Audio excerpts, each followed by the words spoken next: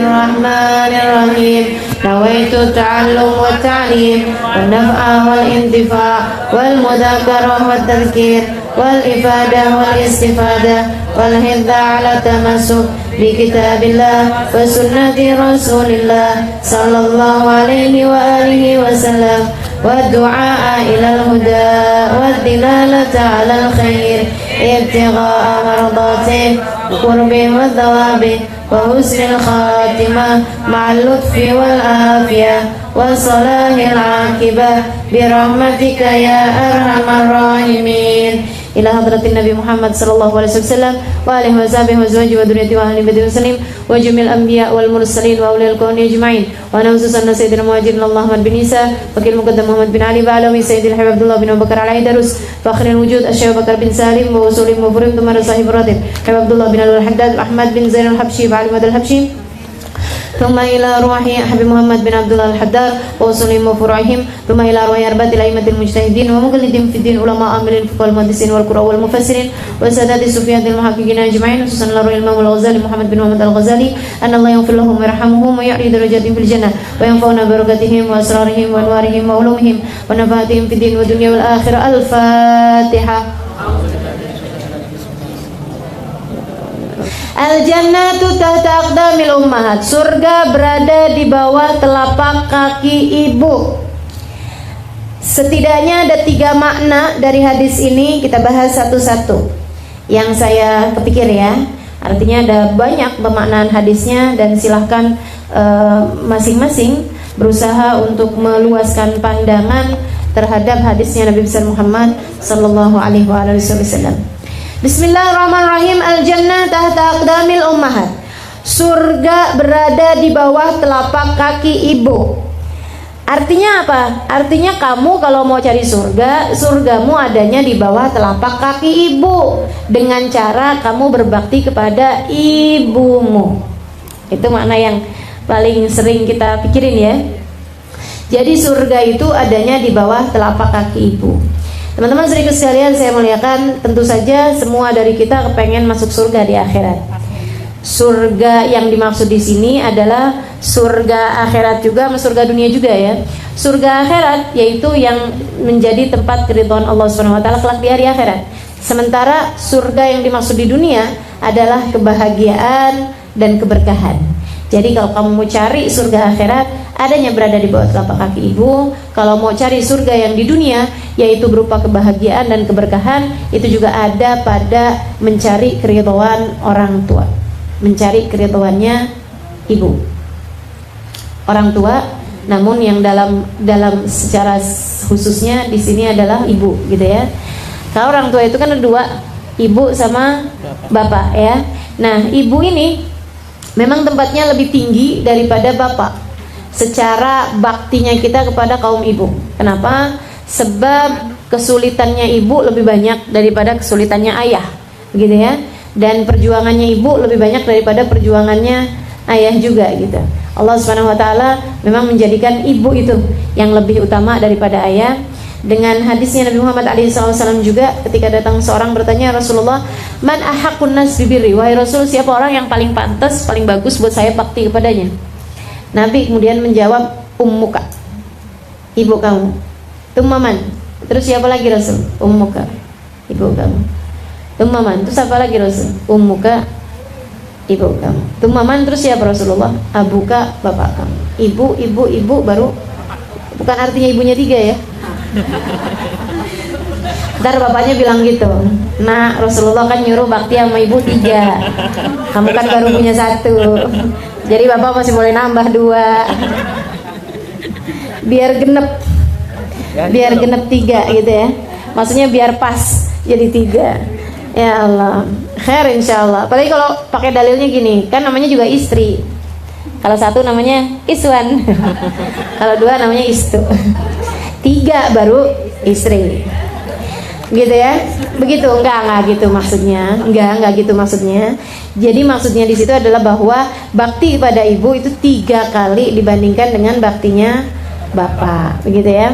Itu jadi yang dimaksudkan dengan hadis al-jannah tahta aqdamil ummahat. Teman-teman saya sekalian, enggak usah nunggu di akhirat. Bakti kepada ibu, bakti kepada bapak, bakti kepada orang tua adalah sesuatu hal yang akan dipersegerakan balasannya dari di dunia sebelum di akhirat. Katanya Nabi Muhammad SAW dalam sebuah hadis bima makna bahwasanya dzambun ujilat uqubatu, ada juga sawabun ujilat sawabuh, ada juga khair ujilat sawabuh, maqal alaihi wasallam, bahwa ada perbuatan baik yang dipersegera balasannya dari di dunia sebelum akhirat, yaitu birrul walidain. Birrul walidain, bakti sama orang tua tuh pasti sama Allah Subhanahu wa taala dikasih balasannya dari sejak di dunia sebelum di akhirat.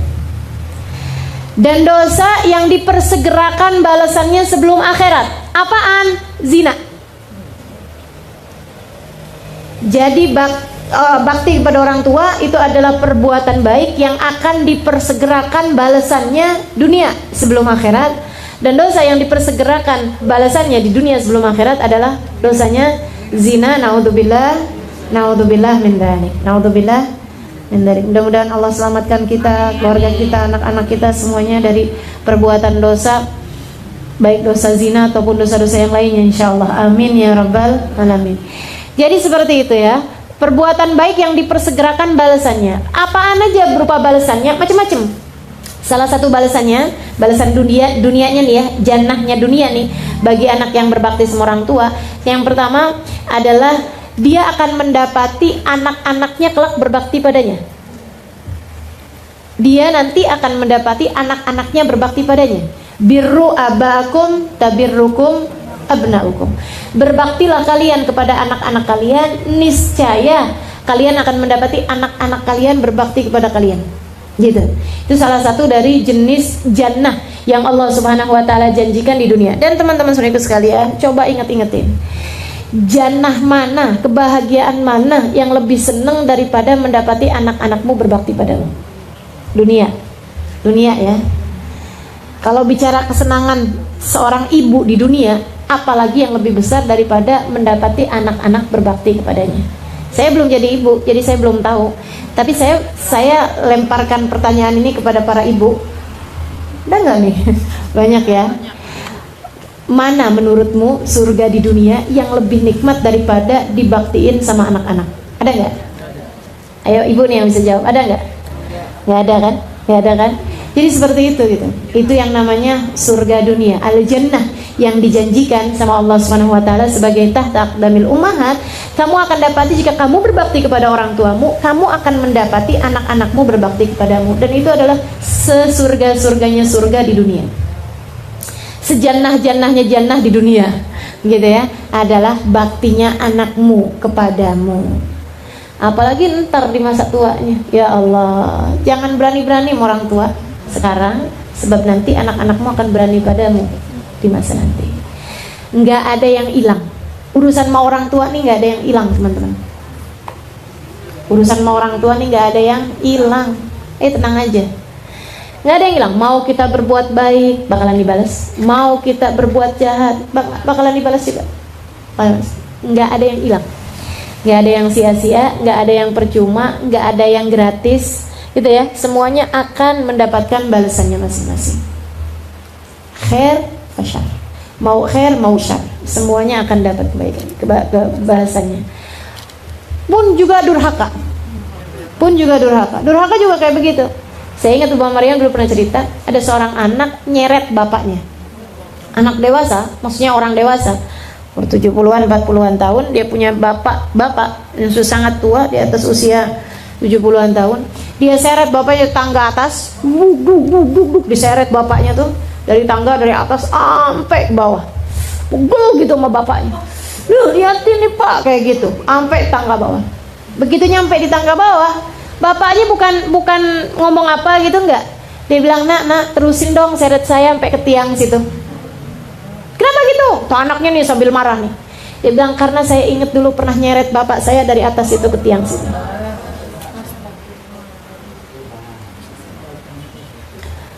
Nggak ada yang nggak dibalas. Maka teman-teman sekalian, kebaikanmu kepada orang tuamu adalah kebaikanmu kepada diri sendiri. Berhati-hatilah. Kebaikanmu pada ibumu, pada ayahmu adalah caramu memperlakukan dirimu sendiri. Gimana cara memperlakukan orang tua? Nah itu pula lah Allah akan memperlakukanmu nanti lewat anak-anak. Birru aba'akum tabirrukum abna'ukum. Al jannah tahta aqdamil ummahat. Surga letaknya di bawah telapak kaki ibu. Surga yang dijanjikan selain daripada itu tadi, baktinya anak-anakmu kepadamu. Selain daripada itu, surga yang lain adalah berupa keberkahan. Silahkan perhatikan, silahkan perhatikan. Selalu saja anak yang hidupnya paling bahagia di antara semua anak adalah yang paling bakti sama orang tuanya.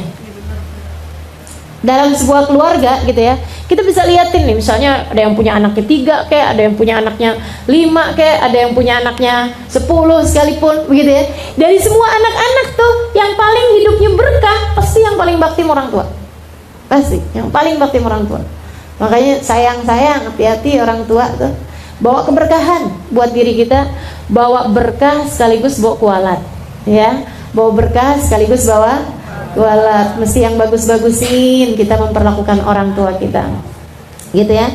Jadi teman-teman saudaraku sekalian yang saya muliakan, keberkahan itu akan didapat bagi anak yang bakti sama orang tuanya, sama orang tuanya. Semua ulama-ulama tuh saya perhatiin gitu ya, kisah hidupnya nggak ada yang berasal dari anak yang songong orang tua, nggak ada ceritanya. Teman-teman sekalian, kalau kemudian pertanyaannya gini, enggak kok Ustazah, ada tuh Ustazah gitu kan, yang bakti sama orang tua siapa, tapi yang kaya siapa? Ah itu, teman-teman sekalian, ini berkah bukan kaya. Ini berkah teman-teman sekalian, bukan bicara kaya gitu. Menurutmu, mohon maaf nih ya, kalau ada orang kaya kemudian anaknya pecandu narkoba, berkah apa nggak hidupnya? Naudzubillah.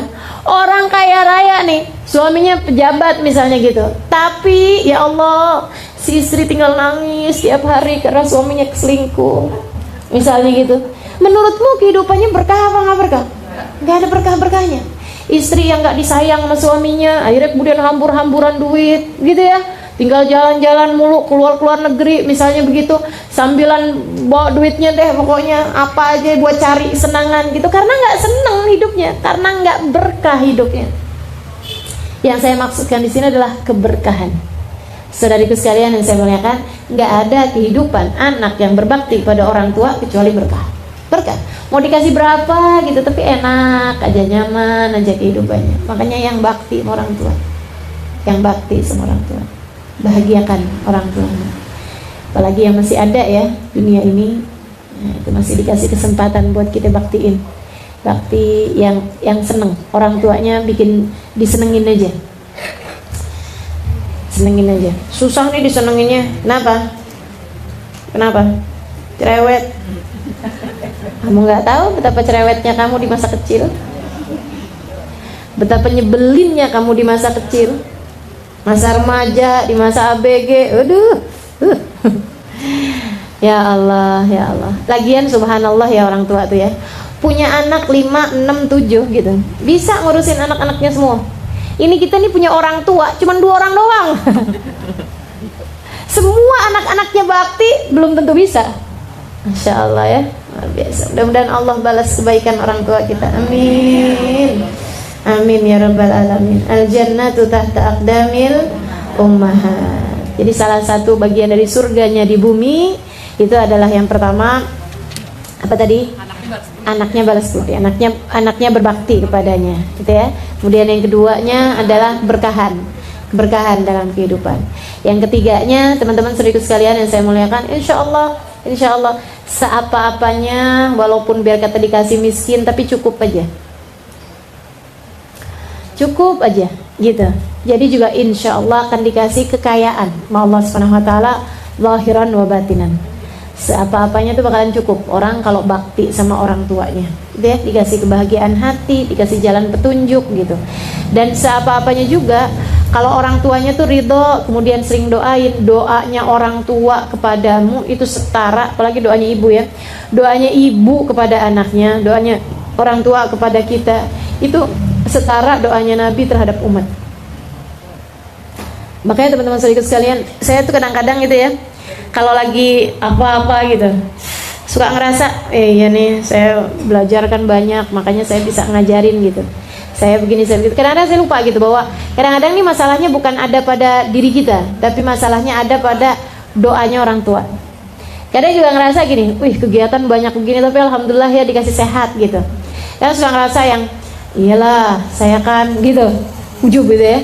Padahal kalau diingat-ingatin, oh belum tentu. Ini bisa jadi juga karena doanya orang tua. Jangan lupa, kita nih seringkali dikasih kemudahan rezeki, dikasih kemudahan urusan, dikasih kesehatan badan. Jangan dikira karena apa yang kita lakukan. Gak ada, teman-teman saudaraku sekalian. Seringkali disebabkan karena doa orang tuamu untukmu. Doa orang tua, ya Allah, apalagi kalau kita punya orang tua yang soleh ya, yang pakai bangun malam. Oh itu karunia yang luar biasa. Indahnya karunia yang luar biasa tuh. Kita masih tidur di tengah malam gitu ya, orang tua kita udah bangun, angkat tangannya, ya Allah, nitip-nitip anak, ya Allah. Luar biasa tuh. Kamu tidur tapi Allah memandangmu dengan pandangan cinta hanya karena doa orang tua. Mesti dijagain, terutamanya orang tua yang soleh. Bahkan nggak soleh sekalipun gitu ya, orang tua tuh tetap punya nilai yang luar biasa di mata Allah Subhanahu wa taala. Itu teman-teman saudaraku sekalian yang saya muliakan, salah satu dari surga-surganya, yaitu yang pertama dibaktiin sama anak nantinya, kemudian yang kedua keberkahan kehidupan, yang ketiga dimudahkan seluruh urusan ya, urusan-urusan apapun dengan kebaktinya kita sama orang tua tuh biasanya langsung kemudian akan dimudahkan oleh Allah Subhanahu wa taala. Kemudian kalau bicara tentang surga, kalau bicara tentang surga, salah satunya adalah bahwa surgamu nanti di sana itu mudah dicari dengan cara baktimu kepada orang tua. Itu makna yang kedua dari makna hadis ini ya. Jadi hadis yang pertama tuh maknanya kalau kamu pengen masuk surga di akhirat nanti gitu ya, carinya adanya dengan baktinya kita kepada orang tua. Kemudian yang berikutnya adalah bahwa amalan-amalan di dunia ini yang mudah untuk mendatangkanmu masuk ke dalam surga adalah lewat baktinya kita kepada orang tua kita, gitu ya. Jadi surga di dunia, surga di akhirat, semuanya bisa diraih dengan baktinya kita kepada orang-orang tua kita, baktinya kita kepada orang tua kita. Teman-teman saudariku sekalian yang saya muliakan, Allah tuh menjadikan sampai-sampai ridhonya Allah terletak pada keridhaan orang tua. Murka Allah pun terletak pada kemurkaan orang tua. Bahkan katanya Nabi Muhammad, siapa yang masuk pagi dalam keadaan dia bikin ridho orang tuanya, tapi dia buat marah Allah, Allah akan ridho bersama keridhaan orang tuanya. Misalnya nih, pagi-pagi nih, subuh telat, udah bikin murkanya Allah, gitu kan ya? Atau apalah gitu ya, yang dia buat hal yang membuat Allah SWT murka, tapi dia bikin orang tuanya ridho, gitu. Habis dia sholat subuhnya, dia bikinin orang tuanya makanan atau apa gitu ya, yang sampai orang tuanya ridho, senang gitu. Nah itu yang seperti ini, Allah ganti ridho dengan keridhoannya orang tua. Sebaliknya, justru kalau misalnya kita bikin pagi-pagi hari, bikin orang tua murka sama kita, bikin orang tua marah sama kita, tapi bikin Allah ridho sama kita. Misalnya bacaan Quran, ngajinya iya juga, zikirnya iya juga, wiritannya iya juga, tapi dipanggil orang tua nggak nyaut-nyaut. Misal keenakan ini nih ibadah nih ceritanya gitu ya, antara apa sih ini masih enak nih, masih kurang berapa lembar lagi nih gitu ya, kemudian iya gitu, iya, dan orang tuanya manggil terus gitu kan, panggil nih Mil. Akhirnya kemudian lama gak nyaut-nyaut, sampai orang tuh mana sih ini anak nih, akhirnya terus udah ditinggalin gitu. Iya mah, lagian mama nih orang juga masih ngomel. Ini katanya Nabi Muhammad SAW, fallahu anhu sakhit, Allahnya akhirnya jadi ikutan marah bersama dengan kemarahan orang tua. Jadi sekalian, sebagai seorang anak sebaiknya usahakan jangan sampai orang tua tuh ngerasa kayak gini loh, yang duh kok anak saya gini ya gitu. Sebisa mungkin berusaha kita untuk nyari keridhaan orang tua, karena masalahnya nih bukan urusan orang tuanya nih, urusannya mau Allah gitu. Jadi teman-teman sekalian, sebisa mungkin kita usahain untuk jangan sampai orang tua tuh jangan, apalagi sampai sedih, apalagi sampai nangis, apalagi sampai susah gitu ya hidupnya. Jangan sampai orang tua tuh ngerasa kok anak saya gini ya, gitu aja. Kalau bisa jangan gitu. Usahakan Dia tuh yang senang, alhamdulillah punya anak nih ya, masya Allah. Biar gitu-gitu juga tapi nyenenginnya gitu. Jadi anak yang menyenangkan orang tua. Jadi anak yang bisa bikin seneng orang tua. Bikin bangga, itu lain lagi. Itu tingkatannya di atas itu, ya. Kalau kita bisa bikin orang tua kita bangga gitu. Tapi usahainnya sih, ya nggak usah bangga juga. Yang penting nih orang tua jangan sampai sedih hatinya gara-gara kita. Jangan sampai sedih hatinya karena perlakuan kita. Teman-teman sekalian, saya liatin nih orang-orang yang hidupnya masya Allah gitu ya. Pastinya adalah anak-anak yang bakti sama orang tua. Habib Umar bin Hafid, ya Allah, baktinya sama orang tua luar biasa. Itu kalau di depannya Hubabah Zahra gitu ya, senyumnya nggak pernah hilang. Ya, sambil ngeliatin ibunya tuh sambil senyumnya nggak pernah hilang. Iya Mi, sambil pegang-pegang kaki uminya gitu, pokoknya ibu tuh kayak jimatnya gitu. Habib Umar tuh ngelihat ibunya tuh kayak udah jimatnya yang luar biasa. Makanya nggak tahu tuh waktu Hubabah Zahra meninggal tuh kayak apa Habib Umar tuh saya nggak bisa bayangin. Karena Habib Umar tuh sama Hubabah Zahra, masya Allah. Nggak ada ceritanya entar dipanggil sama Hubabah Zahra. Walaupun lagi ketemu sama Presiden Yaman waktu itu sekalipun, panggil sama ibunya, langsung jalan. Lihat handphonenya ada panggilan dari ibunya, pamit. Presiden loh ini yang ditemuin, pamitan, lagi rapat padahal. Habis itu kemudian pulang sampai ke rumahnya, iya Mi, kata uminya, temenin saya sholat Umar, saya mau sholat jamaah nggak ada temennya. Marhaba gitu aja ya kalau misalnya kayak gitu. Ya ampun Mi, Umi nggak tahu Mi. Saya nih Mi lagi ketemu presiden, ngurusin urusan negara. Umi kayak gak ada orang aja.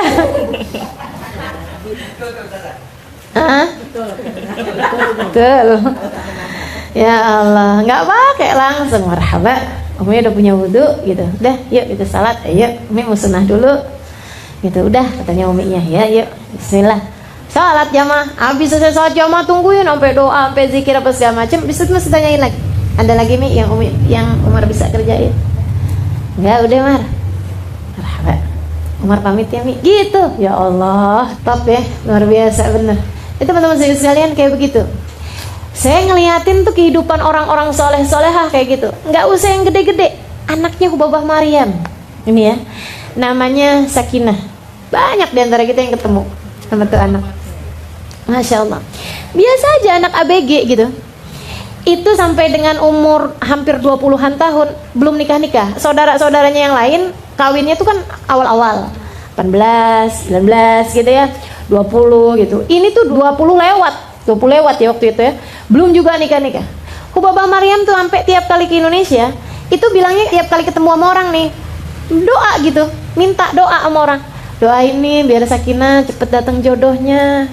Sampai Hubabah tuh pernah ngomong sama saya kayak begini, kenapa ya Halimah Sakinah itu ya, dia nggak jelek gitu, dia nggak, maksudnya bukan gimana-gimana juga gitu.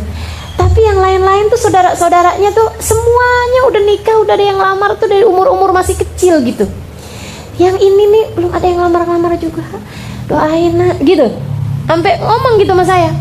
Dan ajaibnya si Sakinahnya ini tiap Hubabah habis ngomong sama seseorang misalnya yang doanya mustajab atau orang tua yang gimana gitu ya, Umi Wardah misalnya atau siapa misalnya gitu, doain biar Sakinah dapat jodoh. Nanti tuh habis Hubabahnya pergi, Sakinahnya bilang, Mi doain biar jodoh saya jangan datang dulu.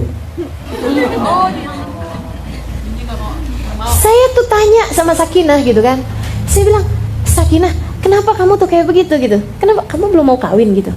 Dia bilang kayak begini, ya Halimah, wa man di ummi wa abui idza ana tazawwajt. Dia bilang, Halimah, kalau saya kawin nanti umi sama abah saya sama siapa yang ngurusin, yang jagain siapa? Dia bilang, saya ini Halimah satu-satunya perempuan sekarang yang ada di rumah, saudara saya laki-laki. Dia bilang, umi saya udah tua, bapak saya udah tua, udah sakit-sakitan dua-duanya udah sakit-sakitan. Jadi itu tinggalan yang satu tuh, Sakinah ambilin obat nak. Saya ambilin. Sakinah, ya Allah Halimah, saya senang banget, girang banget, alhamdulillah Allah kasih kesempatan saya buat ngurusin dua orang tua saya di saat saudara saya semuanya udah pada sibuk sama suami-suaminya masing-masing. alhamdulillah Allah kasih saya bakti buat orang tua. Jadi tolong doain saya, tolong doain saya. Jangan kawin dulu saya sebelum bisa seneng, bisa bakti sama orang tua saya. Begitu lama. Makanya subhanallah, dia menikah tuh habis ibunya meninggal. Habis ibunya meninggal, ayahnya juga menikah lagi, kemudian baru Sakinahnya nikah. Masya Allah, Masya Allah, luar biasa bener.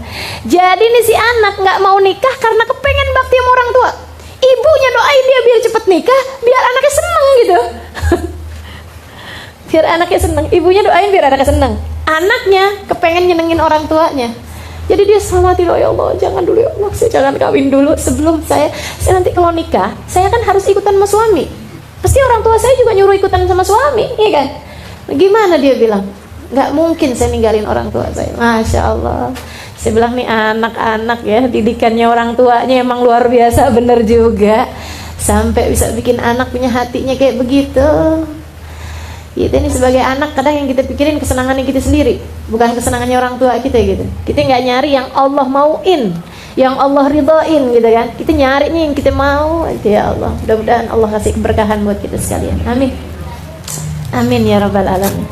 Jadi kayak gitu tuh teman-teman sekalian, nyari amalan yang bisa mendatangkanmu untuk surga nantinya adalah dengan baktimu kepada orang tua. Saudariku sekalian yang saya muliakan, makna lain, ini berbanding terbalik ini ya, berbanding terbalik. Kalau ini kan berarti kita mau dapat surga, cari di bawah telapak kaki ibu gitu ya. Makna lainnya adalah bahwa yang dibawa sama ibu itu adalah surga. Maka ibu jangan pernah bawa-bawa neraka buat dibawa kepada anak-anaknya.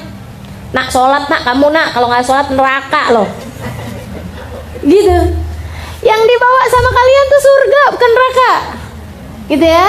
Jadi jangan stop bawa-bawa neraka dalam hal pendidikan kita kepada anak-anak kita. Ini kalau yang makna yang pertama tadi kan anak kepada orang tua. Yang ini nih orang tua kepada anak. Teman-teman sekalian, yang tadi ya, yang mana yang tadi ya, kita mau nyari ridhonya Allah, adanya keridhaan orang tua. Ini nggak di dunia, nggak di akhirat. Penuh banget sejarah dengan fakta bahwasanya anak durhaka orang tua hidupnya nggak bahagia. Dari mulai yang karangan seperti maling kundang lah, gitu ya. Apalagi dongeng-dongeng gitu ya, legenda-legenda. Atau sampai dengan yang beneran-beneran pun juga kita banyak banget dapetin hal-hal yang seperti itu. Yang karena doa orang tua, yang karena kebaikan orang tua gitu. Jadi sekalian, ada satu ustadz cerita, seorang motivator ya, di Jakarta sini. Dia bikin tulisan tentang dirinya sendiri gitu. Sekarangnya udah jadi orang yang sangat sukses secara duniawi ya, insya Allah juga secara akhirat juga tentunya. Dia bilang, saya dulu zaman masih mudaan, sekarangnya umurnya sekitar 60-an tahun mungkin. Dulunya dia bilang waktu lagi zaman 30-an tahun, dia punya anak-anak kecil, kehidupannya masih serba kekurangan, serba ya biasa-biasa, lagi mulai mengkritis lagi mulai usaha gitu ya, buka usaha gitu. Satu hari istrinya sakitnya itu yang sampai nggak ketahuan sakitnya apa, dibawa pergi ke rumah sakit, pindahin satu rumah sakit ke rumah sakit yang lain, sampai ke rumah sakit yang paling bagus lah gitu. Dia bilang satu hari ini sakit istrinya nih belum ketahuan sampai udah keluar duit berapa banyak gitu, periksaan ini ternyata nggak, periksa ini ternyata nggak ada, periksa ini ternyata nggak ada, kayak gitu. Dia bilang anak-anak pun udah mulai ribut di rumah karena nggak ada ibunya kan gitu. Sesekali saya ajakin ke rumah sakit, dia bilang aduh sedihnya yang luar biasa, ya Allah ini dikasih ujian nih benar-benar besar nih, dia bilang. Sampai satu hari dia bilang, saya tuh dapat telepon dari rumah sakit sesudah hampir semua barang-barang di rumah habis, duit habis gitu ya. Dia dapat telepon dari rumah sakit kayak begini, Pak, dia bilang ini sakitnya istri ini belum ketahuan juga sampai sekarang, dan mulai besok dia bilang kalau belum ketahuan juga sakitnya, ibu nih, istri ini buat bertahan hidup harus minum obat per sehari itu 3 kali, dan obatnya itu kalau nggak salah ya nilainya itu berapa puluh juta gitu, 20 juta apa berapa juta gitu sekali minum obatnya, pilnya itu. Jadi untuk membuat dia tetap bisa bertahan hidup dalam waktu yang sampai ketahuan sakitnya itu apa gitu. Itu dia bengong aja. Ya ampun, dari mana duitnya gitu. Dia tuh udah yang setengah mati nyari nafkah gitu ya, untuk kemudian dokter tuh kayak gampang aja ngomong kayak begitu gitu. Bilang, ya Allah, gimana sih ini. Dia tutup telepon dari rumah sakit. Terus habis itu dia bilang, saya istighfar, saya doa, saya minta sama Allah, ya Allah kenapa nih, ya Allah kasih saya petunjuk. Dia bilang gak lama kemudian dia keingetan ada satu ustadz, satu gurunya dia gitu, satu orang lah yang sangat dia hormati, biasanya suka tahu-tahu urusan yang dia nggak tahu gitu. Jadi dia tuh telepon ke gurunya tersebut. Terus orang alim ini, orang soleh ini, dia bilang kayak begini, coba deh kamu inget-inget, mungkin kamu punya salah sama ibu kamu, katanya gitu ya. Akhirnya dia bilang, saya habis telepon itu saya inget-inget apa ya. Dia bilang, saya inget zaman lagi saya SMP. Itu berapa puluh tahun yang silam. Dia umurnya waktu itu 30-an tahun. Zaman SMP itu kan umur 13-14 tahun ya, 20 tahun yang silam gitu. Dia bilang, ya Allah, saya inget tuh, saya pernah ngambil duitnya ibu, pernah nyolong duitnya maknya nih ceritanya. Gara-garanya dia itu ceritanya minta uang bayaran buat sekolah.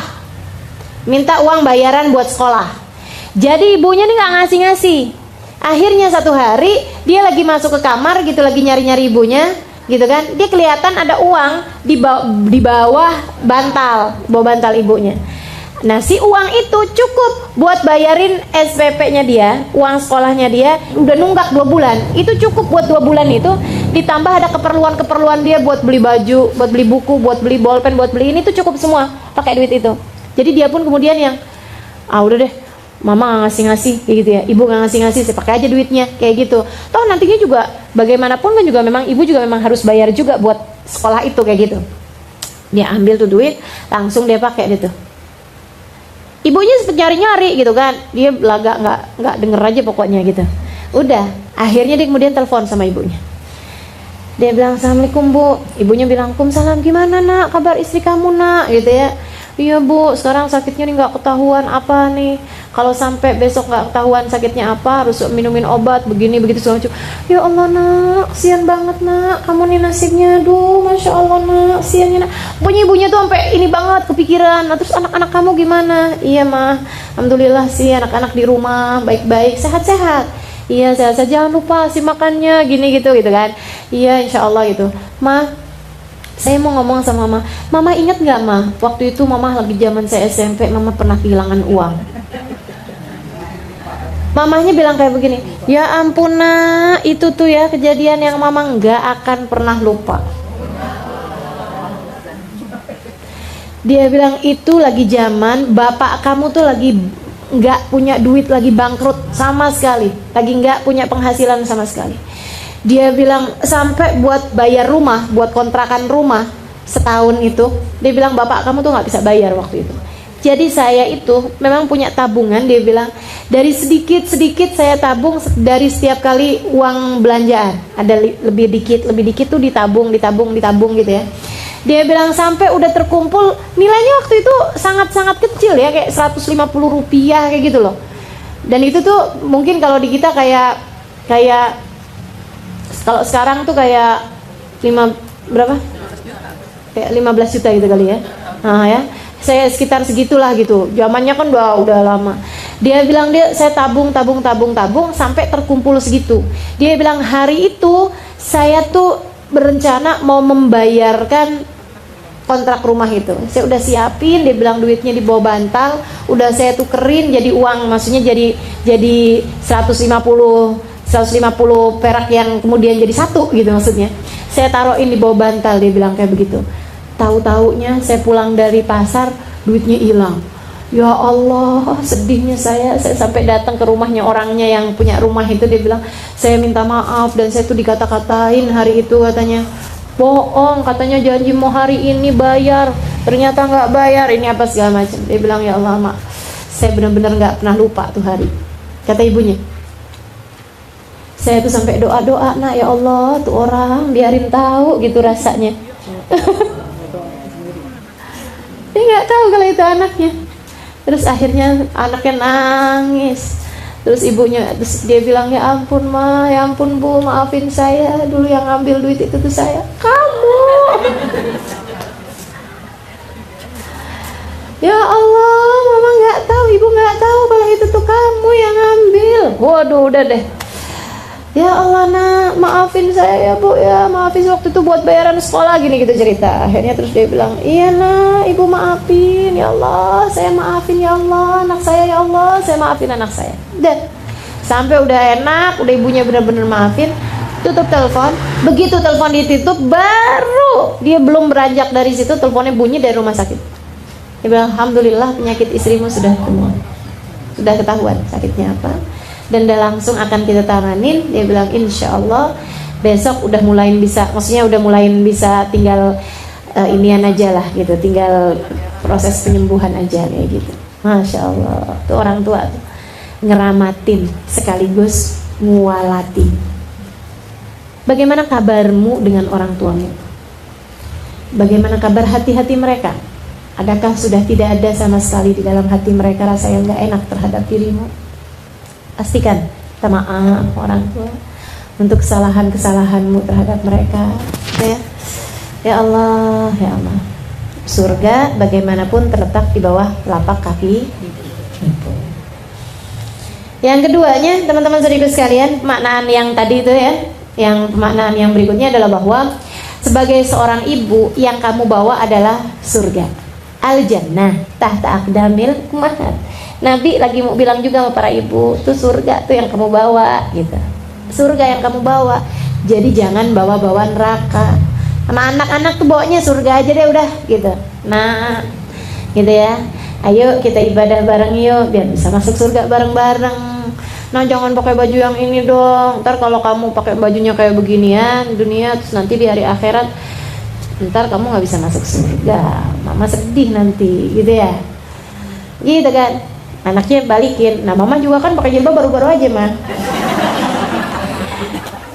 Iya sih. Kalau mama kan dulu masa jahiliyah, nah sekarang kan mama udah tahu. Jadi kan kita biar bisa bareng-barengan nih menuju surga. Kamu juga kalau ngelihat mama salah-salah, kamu tegur. Kan kita pengen masuk surga barengan, gitu ya. Jadi yang dibawa sama orang tua itu seharusnya adalah surga, bukan sebaliknya. Seharusnya adalah surga. Jadi sebagai pembawa surga, seharusnya kamu menebarkan kasih sayang. Jangan kemudian anak berasanya kalau depan mamanya kayak panas mulu gitu. Ini sebenarnya mamanya bawa surga apa bawa neraka nih? Seharusnya anak tuh kalau deket mamanya adem. Karena yang dibawa sama mamanya adalah surga. Surga mana yang panas? Gak ada surga yang panas. Yang panas adalah neraka. Jadi kalau bawaan suami deket kita panas, anak deket kita panas, ini perlu dipertanyakan nih, ini pembawa surganya mana nih? Katanya perempuan itu kan bawa surga, di dunia bawa surga bagi suaminya gitu ya. Dunia mata, khair mata iha almar'atu salihah. Seindah-indah surga di bumi adalah istri yang salihah, katanya Nabi Muhammad SAW. Orang tuh kalau di surga pantasnya adem gitu. Jadi kalau kemudian suaminya berasaan nggak betah mulu sama kita gitu ya, jadi pikiran gitu. Jadi pemikiran kita seharusnya nih, saya kayaknya belum bener nih jadi pembawa surga bagi suami. Anak-anak juga kayak begitu. Kalau dikit-dikit tinggal ketemu mamanya tinggal kayak orang lengosan mulu gitu ya. Kayaknya cuma papasan doang gitu. Hai ma. Kayak bawaan gak pengen aja deket sama mamanya gitu. Ini kayaknya harus ada yang ditanyakan juga gitu ya. Selain daripada anaknya juga memang harus bertanya, apa nih yang bikin saya gak betah depan mama gitu ya. Jangan-jangan nih saya naudzubillah, kan ibu kan surga gitu, kok saya gak betah sama surga nih? Adakah saya bukan calon penghuni surga nih kalau nggak betah-betah deket sama ibu, kan gitu. Jadi pertanyaannya si anak. Nah si ibu juga jadi pertanyaan, ya saya katanya pembawa surga, tapi kok anak-anak saya nggak betah gitu sama saya. Ini apa saya yang belum bener nih jadi pembawa surga? Anak surga terletak di bawah telapak kaki ibu, gitu ya. Jadi bawanya yang enak-enak aja. Sebagai orang tua, kamu seharusnya membawakan kebaikan bagi anak-anakmu, menebarkan kasih sayang bagi anak-anakmu, gitu. Teman-teman saya sekalian, yang enak, doain anak yang enak. Saya perhatiin tuh di Tarim tuh, ibu kalau lagi marah, semarah-marah apapun, dia cuma ngomongnya kayak gini, Allah yahdi, gitu. Sampai saya tuh dulunya ngirain kalimat apa sih, mereka tuh ngomong apa sih, kalau lagi marah tuh ngomong apa sih gitu. Allah yahdi, kayak nyumpahin nih gitu. Tapi ternyata Allah yahdi, semoga Allah memberikan hidayah padamu gitu. Jadi semarah-marahnya dia hanya akan mendoakan baik kepada anak-anaknya. Karena doanya ibu kepada anak tuh ngaruh loh. Teman-teman sekalian, jangan pernah sebagai seorang ibu, jangan pernah sampai keluar dari lisanmu kata-kata yang gak baik atau sumpah gitu ya, doa yang buruk terhadap anak-anakmu. Jangan sampai itu keluar dari lisan-lisanmu. Yang nyesel selain daripada anaknya, dirimu sendiri. Anak-anak ngaruh banget teman-teman sekalian. Ngaruhnya bukan cuma ngaruh dikit, ngaruh banget sama anak-anak tuh. Udah deh, luar biasa bener. Makanya sampai tuh gini, di Tarim terutamanya, itu orang nggak ada yang dipanggil dengan panggilan-panggilan apa gitu, nggak ada. Biasanya nama mereka dibagusin, kemudian dipanggil lengkap namanya Fatimah, panggil Fatimah, namanya Muhammad, dipanggil Muhammad, namanya kayak gitu ya. Ada seorang di antara mereka berkata bahwa saya panggil namanya itu lengkap gitu, biar sekalian jadi doa. Kalau dia namanya Fatimah gitu, tiap kali saya panggil saya doain semoga dia seindah Sayyidah Fatimah. Namanya Muhammad, ya Allah karuniakan akhlaknya Nabi Muhammad kepadanya. Gitu. Jadi kalau namanya siapa aja gitu, mau namanya Abu Bakar dipanggil namanya lengkap Abu Bakar gitu. Kenapa? Biar dia bisa semulia Sayyidina Abu Bakar, biar dia bisa seindah Sayyidina Abu Bakar. Umar namanya, enak loh namanya, pendek juga ya. Umar, panggil Umar gitu. Nggak kemudian jadi Umay. Itu kan jadinya apa tuh artinya tuh? Umay. Nggak tahu tuh gitu. Padahal udah segitu pendeknya ya. Umar panggilnya Umang. Jadi nggak ada artinya gitu. Kenapa nggak Umar aja sekalian? Biar sekalian jadi doa tiap kali kita memanggil namanya. Gitu ya. Muhammad, nggak usah panggil yang lain-lain. Met. Panggilnya Memet. Itu jadi apa itu? Gitu. Jadi kalau mau tuh sekalian gitu. Sekalian yang bagus-bagus begitu kan ya. Jadi teman-teman sekalian, saya melihatkan anaknya namanya siapa saya? Kamila. Panggil yang sempurna. Kamila, biar dia bisa menjadi anak yang sempurna. Gitu kan? Sempurna akhlaknya, sempurna pribadinya, sempurna fisiknya, sempurna dunia akhiratnya gitu. Jadi tiap kali manggil, tiap kali kita niatin sebagai doa gitu. Sebagai doa-doa yang indah. Makanya ngasih nama anak tuh yang bagus-bagus. Jangan asal keren. Ini lagi musim anaknya lahir gitu ya, warnanya kulitnya sawo mateng, kasih nama Angelina. Kagak ada pantas-pantasnya. Kan gak ada pantas-pantasnya gitu ya. Laki-laki gitu ya, mending gitu kayak bule gitu kan. Ini enggak, hitam manis gitu ya. Kasih nama Robert. Aduh, udah gak pantas. Udah yang udah pasti-pasti aja. Kasih nama tuh dengan nama-nama yang nama yang sekaligus jadi doa bagi anak-anak kita. Gitu. Halimah. Ceritanya biar jadi anak yang bijaksana, gitu ya. Jadi orang yang bijaksana, artinya kan kayak gitu. Tapi belum bijaksana saya, masih bijak sini. Al-jannah tahta aqdamil ummahat. Surga berada di bawah telapak kaki ibu. Jadi maknanya adalah bahwa kalau kamu kepengen cari surga gitu ya, kamu harus cari lewat baktimu kepada orang tua, dan bahwa surgamu itu terletak pada orang tua gitu. Makanya yang sering-sering komunikasi sama orang tua gitu ya. Ini kadang-kadang nih apalagi yang hidupnya di rantau nih kayak saya nih sama orang tua jauh gitu. Kadang suka kesibukan bikin kita jadi bukan lupa sih, itu kurang komunikasi sama orang tua. Mesti diingetin, disiapkan lah gitu ya waktu secara khusus untuk telepon. Alhamdulillahnya sebagian orang tua tuh sebagian itu orang tua tuh suka yang merekanya yang telepon. Nah itu alhamdulillah lebih mudah ya. Kalau enggak gitu kan, ya Allah sampai kayak saling kayak jauh-jauhan gitu kan, jadinya nggak bagus gitu ya. Kita mau orang tua kalau kemudian menjadi jauh-jauhan. Al-jannah tahta aqdamil ummahat. Surga terletak di bawah telapak kaki telapak kaki ibu. Cari surgamu berada di bawah telapakan kaki mereka. Saudara sekalian, kemudian yang kedua yang dibawa sama orang tua itu adalah surga. Maka tebarkanlah kasih sayang kepada anak-anakmu, sebab Nabi Muhammad berkata bahwa yang kau bawa adalah surganya, dan bahwa surga itu didapat adalah dengan cara bakti kita kepada orang tua kita. Terus kaitannya sama akdam, sama kaki itu kenapa? Ya maksudnya sesuatu itu kan kalau ada di bawah tuh lewat jalan bakti itu tadi gitu. Jadi dengan kita merendah, teman-teman saudara sekalian. Kenapa kok bahasanya akdam?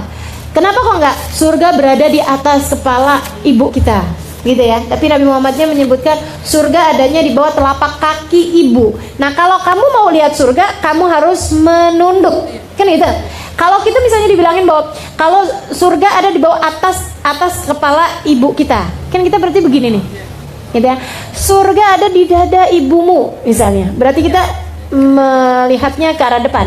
Tapi kalau dibilang surga di bawah telapak kaki ibu, artinya kita di depan ibu kita seharusnya adalah menunduk. Nunduk, liatin surgamu. Ya Allah, teman-teman saudara sekalian, para ulama-ulama tuh ya memperlakukan orang tuanya. Kita memang gak ada apa-apanya.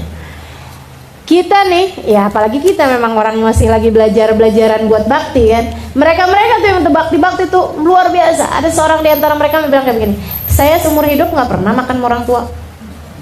Wah, kenapa kamu nggak pernah makan orang tua? Dia bilang, saya tuh takut nggak pernah makan semeja atau senampan sama orang tua.